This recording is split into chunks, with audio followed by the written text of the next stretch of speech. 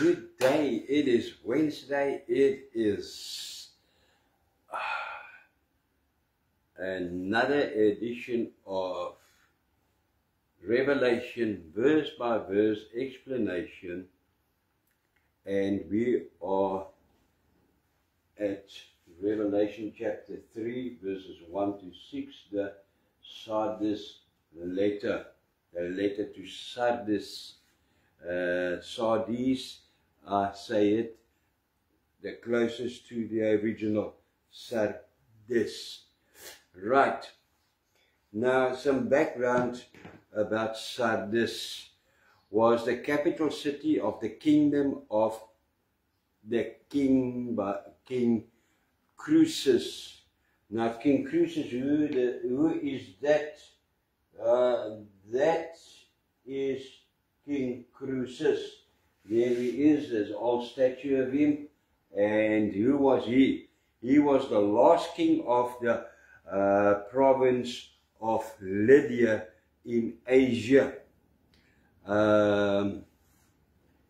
I have something else here about him? Yes, there it is. Sardis.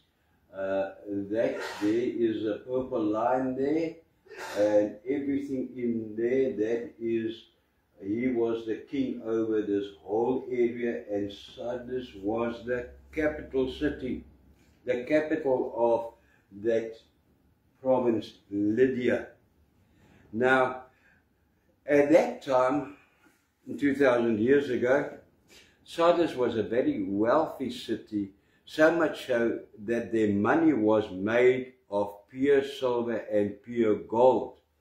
There I was so blessed to have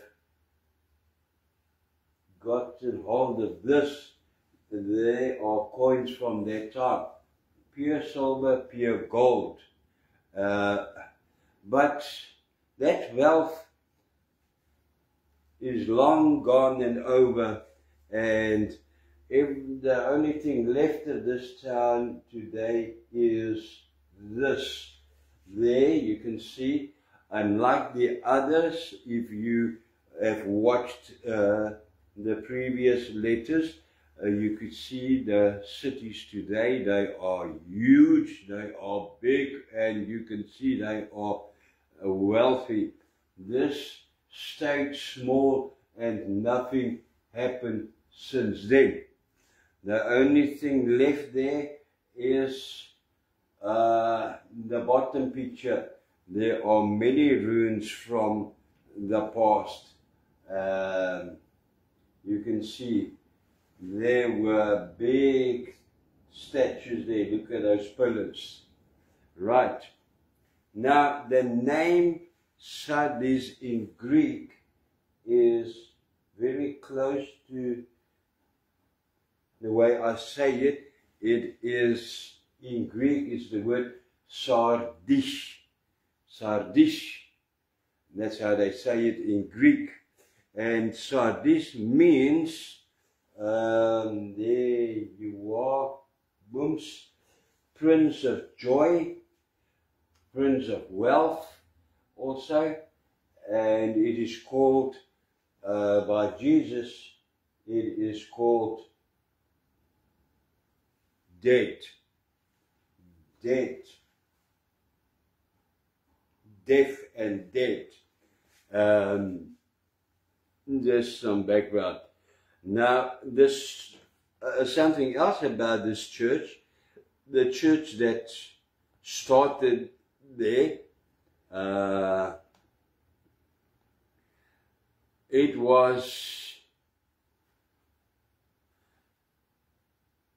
the church there was known, therefore, that they fell prey to the lure of materialism and carnal concerns, and they lost the way of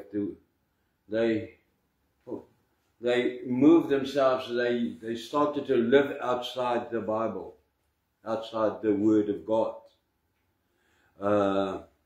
Interesting, this church broke away from the Catholic Church and began the Protestant revival in those days and formed the Reformed churches were formed there. That was the start of the Reformed churches.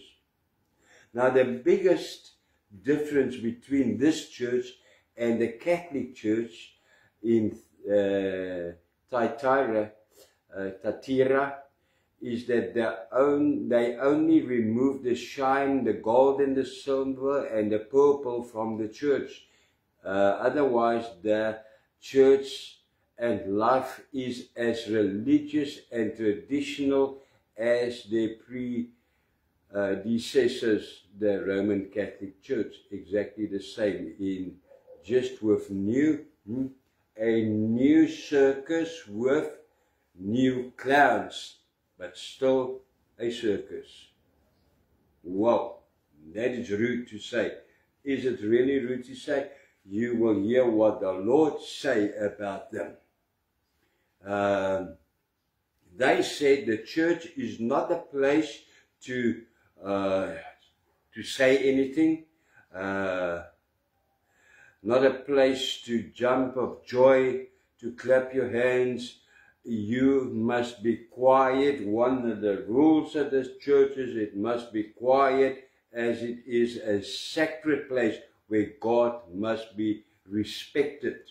Now, this statement made me very curious, and not to be biased, I looked at the dictionary's definition of respect.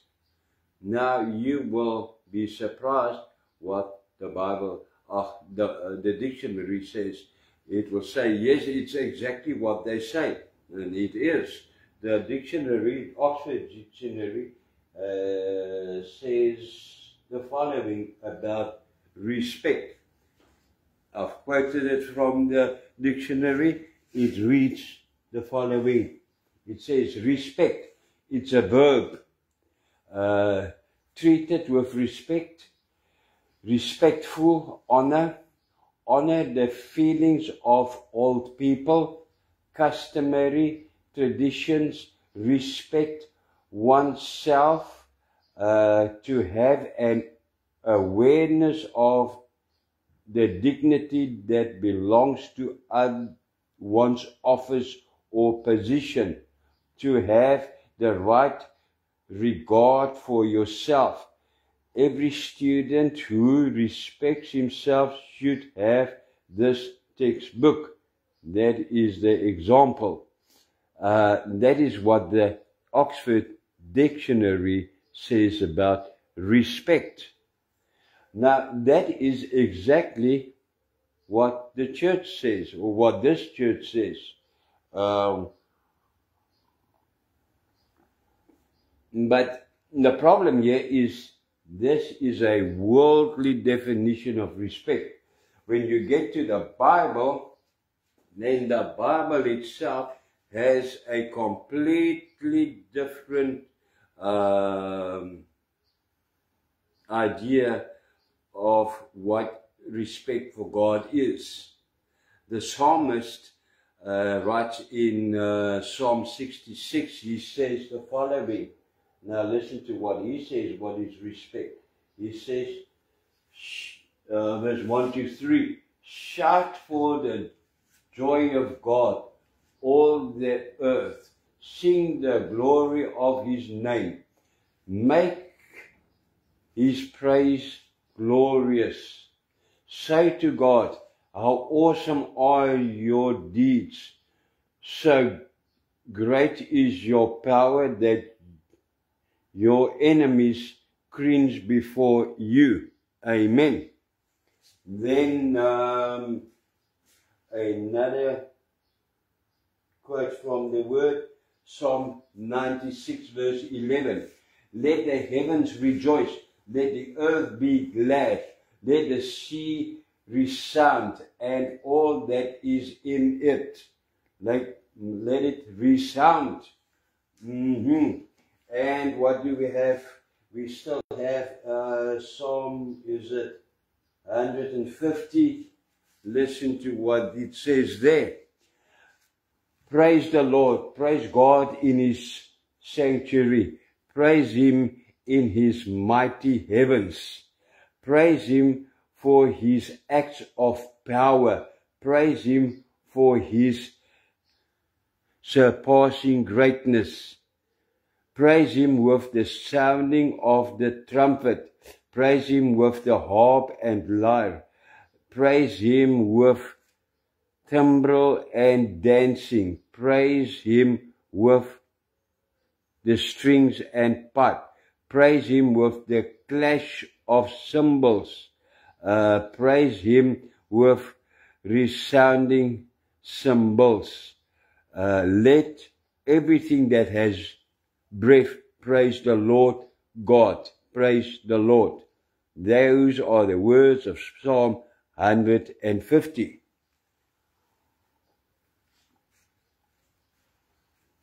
Now, those were only a few quotes from the Bible, but you will agree with me.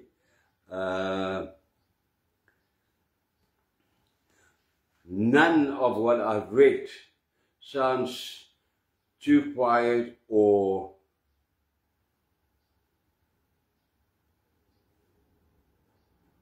too respectful if you think of what the dictionary says.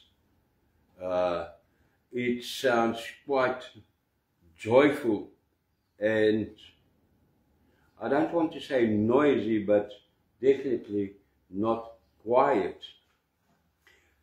So the truth is, to respect God does not mean to be quiet or to create some holy atmosphere of quietness where you only have to look in front of you of stiff-neckedness. No, that is not respect for God. Respect for God is to have for the name of God and the workings of his Holy Spirit, to be obedient to his word and to his Spirit, to be obedient to the Spirit. To respect God is to have a lot of God's Spirit. Amen. Now these people started their own church based on their own views, with their own religious new rules, and respected the church and pushed God and the Holy Spirit out, because God became a place and not a person who can speak and do what he wants, who cannot perform signs and miracles. It is a holy place. It became so holy in man's idea of holiness that God was not even welcome there himself, and still is not welcome there.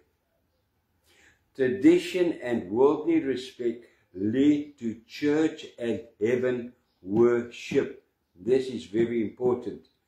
Tradition and worldly respect leads to church worship and to heaven worship, instead of worshipping the God of heaven and earth and the God of the church.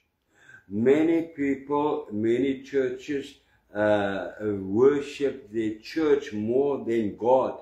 I do it for my church. I'll die for my church. I'll do this for my church. My church is everything. No, they have more respect for the church and they honor the church more than what they honor God. Beware that the church does not become an idol. So let's start with verse 1. Verse 1 reads as follows. There we have verse 1. The Lord Jesus says to John, to the angel of the church in Sardis write, these are the words of him who holds the 7 spirits of God and the 7 stars. I know your deeds. You have a reputation of being alive, but you are dead. Now, this is one dangerous verse. I'll tell you now why. Let's start somewhere.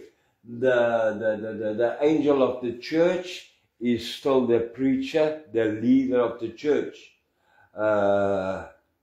These are the words of him who holds the 7 spirits of God and the 7 stars. Those were exactly how John described Jesus when he first saw him. Remember in chapter 1, it is exactly the same words. So it is Jesus himself. And then the frightening part. You have a reputation of being alive, but you are dead. If you look at all the other letters, Jesus had started all those letters with the words, I know your works. And then he mentioned a few things that was acceptable. And then he said, but there are among you people who do this and this and this, the unacceptable things. Here he says immediately, nothing good. Straight away, you have a reputation of being alive, but you are dead.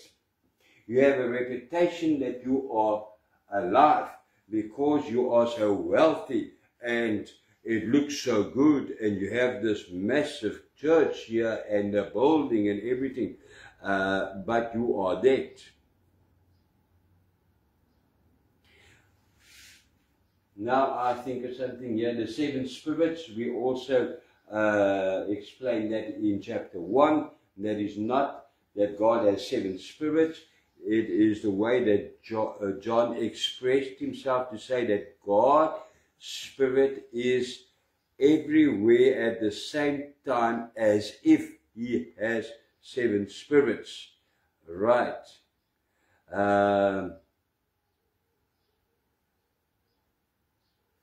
Why would God start off immediately and say, you have a reputation of being alive, but you are dead? Because he wants to make it very clear that religion kills, and they were busy with religion. They were busy with church work and not with God. And everything done without the Holy Spirit is, in God's opinion, is dead. Everything. Everything. Without the Holy Spirit, where the Spirit of God is not in command, is dead. No matter how well meant it is dead. That's why he starts off immediately. Does not want to confuse them to think that, oh well, at least this and that is okay, at least, you know. No. God says, nothing is okay. You are dead. So that they can understand the seriousness, so that you can understand the seriousness of Holy Spirit. That Spirit that came in you, that lived in you, that Spirit that brought you from the darkness into the light. Wow. Without that Spirit, you would still be in darkness, still be dead. Amen. Let's get to verse 2. Verse 2 reads, verse 2. Wake up. Then very seriously he says, wake up. Strengthen what remains and is also, strengthen what remains and is always about to die. For I have found your deeds unfinished in the sight of my God.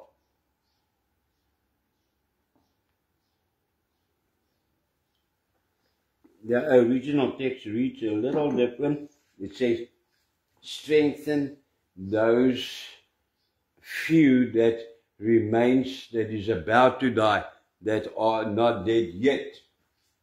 Wow. Wow, wow, wow. So still nothing is mentioned about any good or any positive thing, only that they are dead. Remember, he says, strengthen those so that they don't also die. Return, repent, get back to the truth, so that those people who still try to follow me, who still try to live in the Spirit, but who are opposed in the church, are made silent, that they don't also die there. This is what it says. Verse 3. Remember, therefore, what you have received and heard, hold it fast and repent. But if you do not wake up, I will come like a thief, and you will not know at what time I will come to you. Amen. The Lord says, remember what you have received and heard. Remember where it all came from. And at that time, and still today, it started where it was more fresh in their minds than in our minds today. That all started, it all came from that day there when the Spirit of God was poured out. Boom, boom, boom. Remember that. The Lord says it helps absolutely nothing to hear from God and not to react on what He says. Jesus says to the people who received this letter that they forget that they have received and heard from the Holy Spirit, and therefore they are dead. Now they try only to get from, not even the word, from meetings, from people's opinions.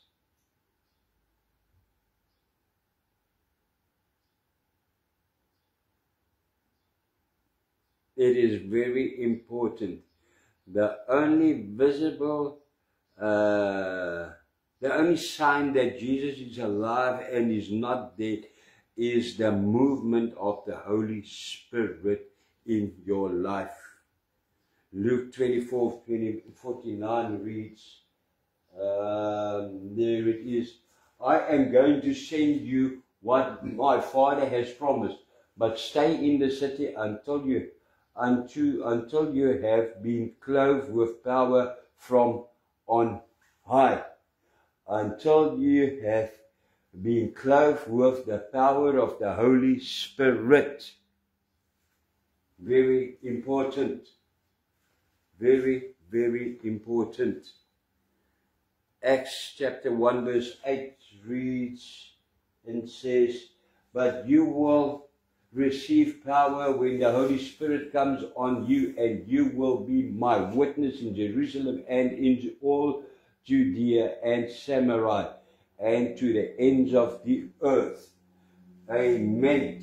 And 2 Corinthians chapter 12 verse 12 reads, I persevered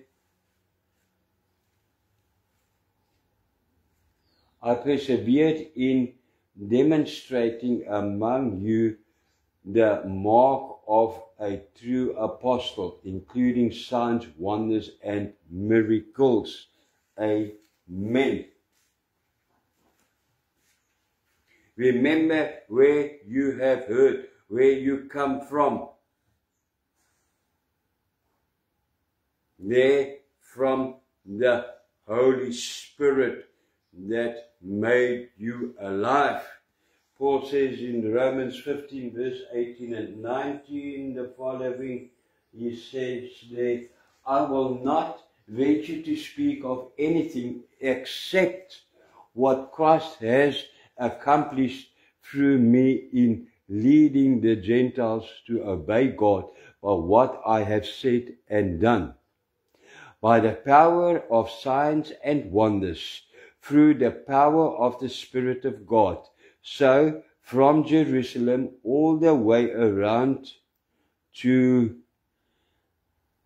Illyricum, I have fully proclaimed the gospel of Christ. Amen. Remember where you heard, where you come from. You have heard, you come from. You started with the outpour of the Holy Spirit, in the power of the Holy Spirit. Remember that. Return to that, to the power of the Holy Spirit. Amen. Another thing, the first believers, those people, yeah, but that was 2,000 years ago, and how lucky they were. They heard from God through the prophets and the apostles, and through the word of God. We are even better because we still hear from the same prophets and from the same apostles. So we cannot change the Bible, and yeah, it is outdated or anything. Those are the prophets they heard from and that we hear from. Thank you, Lord.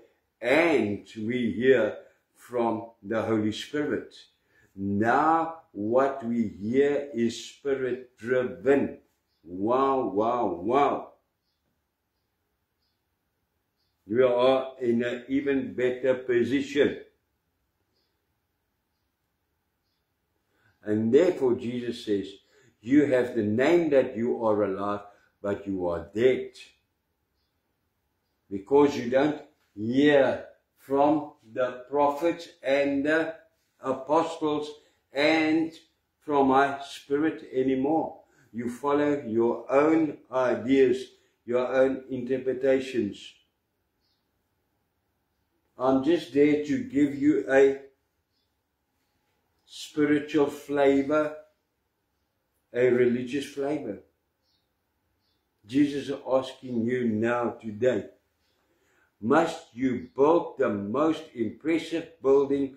Must you start a new business or something? Must you have the biggest functions to stay known or to create the impression that I am alive in you? Look how blessed you are. Because most people, they measure God's presence, God around us, by their blessings, what they have achieved in life, in the material.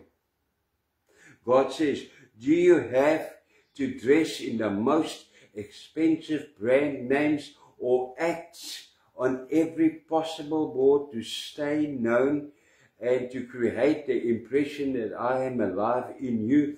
Wow, that everyone can say, look at him, look at her.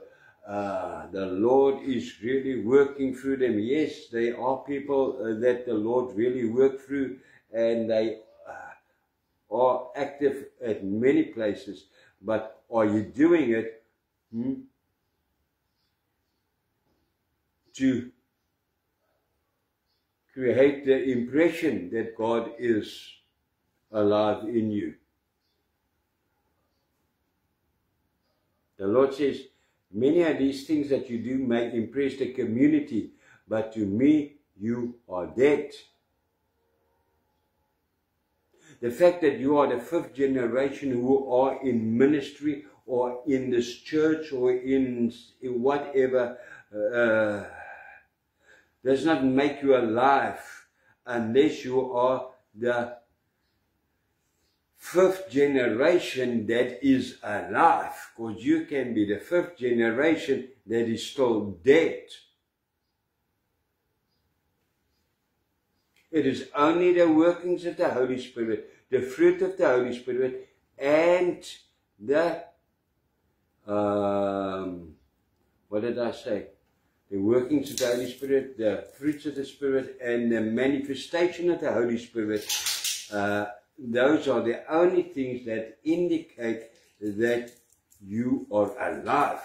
And Jesus is alive in you. Nothing else. Amen.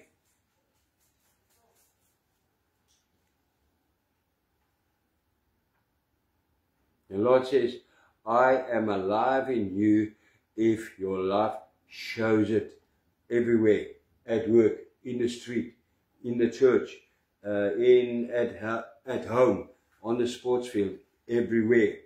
You are alive when I work through you in signs and miracles. And when my spirit let you pray for 3, 4, 5 hours, you are alive when my spirit enables you to bless those who curse you. When the Holy Spirit moves and touches and delivers by breaking yokes and bindings, that is a sign that you are alive, that God is alive in you. When bindings are broken, yokes are broken, anyone can pray for anyone, and many children of God, or who call themselves children of God, they pray for everyone on this earth, which is good. I don't have a problem with that. But nothing happens. It's not about just praying for someone. It is, Lord, to pray with power. The power of you who is alive. And that is why this prayer has power, because you are alive. It is all about breaking those bindings to get those people free. Not to make them feel better, at least someone prayed for me. The Lord says, stop devoting your time and your energy on ideas and buildings, and to be more impressive. Stop complaining about the old equipment that you have where you worship, and start a choir. You don't need equipment to plug those people in. They only need the anointing. It is the anointing that takes them to heaven. It is the anointing that breaks the yokes. Amen. Wow. The Lord says, maybe you should spend less time with some organization, with some work in the field, and spend more time with the Holy Spirit. People are so busy with the work of the church that they never get to God Himself, never have fellowship with God. The Lord says, repent, repent. Stop those things. Turn away, turn back. Return to the source of your life and the source of your power, the Holy Spirit. Very important. I want to share this with you, and I pray the Lord that this gets written onto your heart. The Lord says, I have a name that is alive, but you don't only need my name, but the power of my name to be alive.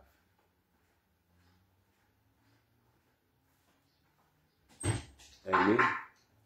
Amen. Bottom line is, it does not matter what you do or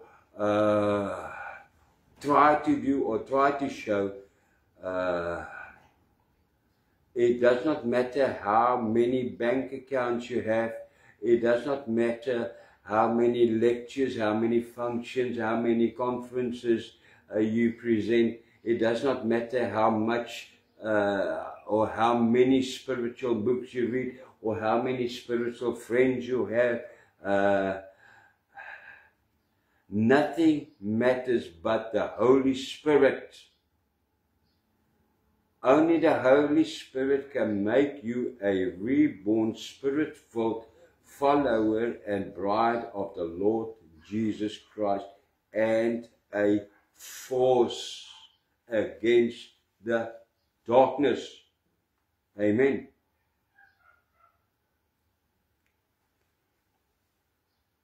Nothing but the Holy Spirit can make you experience the presence of the Holy Spirit. That is that. Not this book or that book or 6 ways to follow or this or that. The Lord says, no, no, no. Where's the Holy Spirit? It's only the Holy Spirit who can bring you into that presence. Nothing but the Holy Spirit can show you without x-rays what is wrong inside a person, a hip, a heart, or this or that. Nothing but the Holy Spirit, nothing but absolutely nothing. Nothing. But the Holy Spirit can ignite the power of the Holy Spirit. Boom. Yes, there are ways that people use and they work on people's emotions and on their feelings. That is soul preaching. That is not Holy Spirit preaching. Amen. Remember that. Right, let's move on to a next verse. Verse 4. Yet you have a few people in Sardis who have not soiled their clothes. They will walk with me, dressed in white, for they are worthy. Amen. Now, this is an eye-opener verse. You get many people from many churches, from many denominations. We are from this and you are from that church, from that denomination. So in your church there are no true Christians, no believers, no people with any Holy Spirit in them. That is not true. There are Spirit-filled Christians in other churches as well. This is what the Lord says here. A few people who have not soiled their clothes, who are not following these traditions, those are the people, then you are hard on them. And when they get among you, they feel like, wow, at least we expect to be accepted here, and now you treat them like dirt. While they are suffering there in their own church, because they see them as from the devil or whatever, and it is not from the Bible, the things they talk about or want to implement. No. Stop it. Those people are suffering enough in their church for asking, why don't we lay hands on the sick? Why can't we lift our hands when we sing? Why can't we do this? And then they get all the opposition there in that church. When they get among you, receive them, be glad, uplift them. The Lord says there are a few, not all of them, there are a few who have not soiled their clothes, who do not follow these rules, who are led by the Holy Spirit. They will walk with me, the Lord says. They will be dressed in white, for they are worthy. Upon rebirth, you were washed in the blood of the Lamb. In other words, your clothes were cleaned and made white, and you need to keep it clean by staying judge-free. Remember that. It's not a lucky packet every day you receive. No, you must keep. The Lord saves you. You came to rebirth. He dresses you in white. Now you have to stay judge-free, to keep that garment white. Amen. Let's get to verse 5. Verse 5. The one who is victorious will, like them, be dressed in white. I will never blot out the name of that person from the book of life, but will acknowledge that name before my Father and his angels. Amen. Wow, wow, wow. This is the reward. Jesus is talking about the reward here. What is the reward? Let me get the slide. Let me show you a picture, illustration. There, that is the reward. The Lord says the reward is white clothes. The white clothes means holiness and righteousness. You will be dressed in holiness and righteousness. And then he also said something else there. He said, your name will not be blotted out from the book of life, and he will intercede for you with his Father. Amen. That is the reward. You just have to get back to the Holy Spirit. Become alive. Because without the Holy Spirit, you are busy with dead religion. Doesn't matter how many verses you know then and you can say and you can quote. Those are your spirit is as dead as the paper that those verses are written on. Get back to the Holy Spirit, become alive. And the Lord will bless you in what? Intercede for you with the Father, and your name will not be removed from the book of life. Amen and hallelujah. Wow, wow, wow. Verse 6, the last verse. And the Lord says, as in with all the letters, he ends with, whoever has ears, let them hear what the Spirit says to the churches. Amen. The church, the Spirit says, repent, turn back to where you received. Where did you receive? How did you receive? Upon rebirth, I received life through the Holy Spirit, rebirth in the Holy Spirit. Amen. The Lord says, return, get back to that. You will then receive an acceptable letter and receive life and the reward of holiness, the reward of eternal life, of righteousness, and your place will be booked in the book of heaven, in his book in heaven. Amen. Do not dirty your white clothing. Stay away from dead religion. Stay away from rules and regulations created by people. Then rather carry on your own,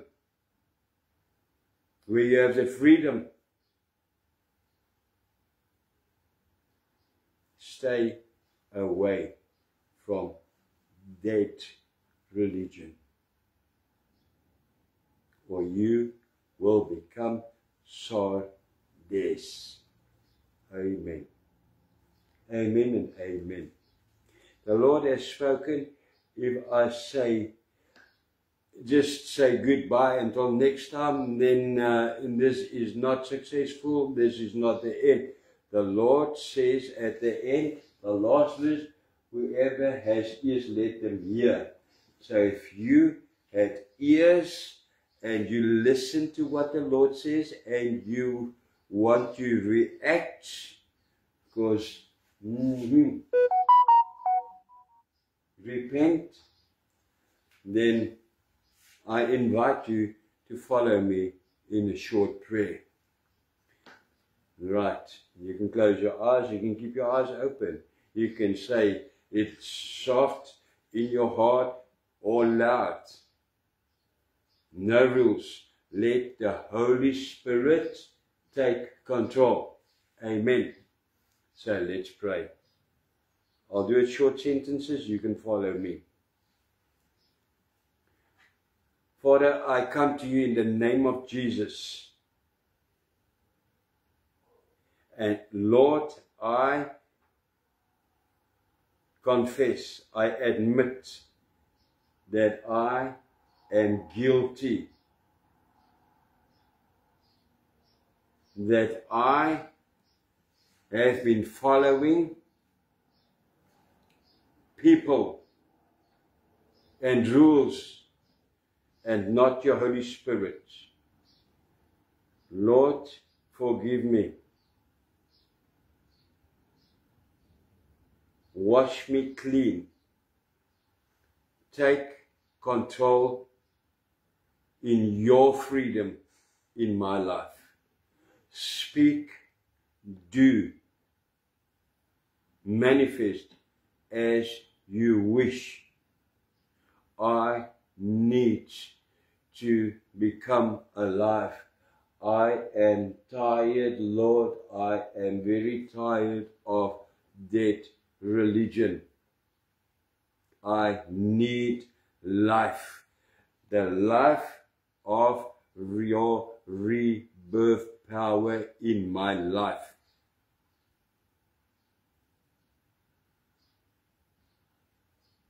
Ignite your spirit in me once again. Move into me. Take control of my life now. Surround me with your angels. Cover me with the blood of the Lamb. I am alive. I am not dead anymore. In Jesus' name, thank you. Lead me, Lord. Lead me further. Teach me to hear you. Teach me to react. In Jesus' name, amen and amen. And that is that. Praise the Lord. Until next time, that is on Sunday, I say to you, God bless and shalom. Shalom, what does that mean? Peace. Shalom. Shoot.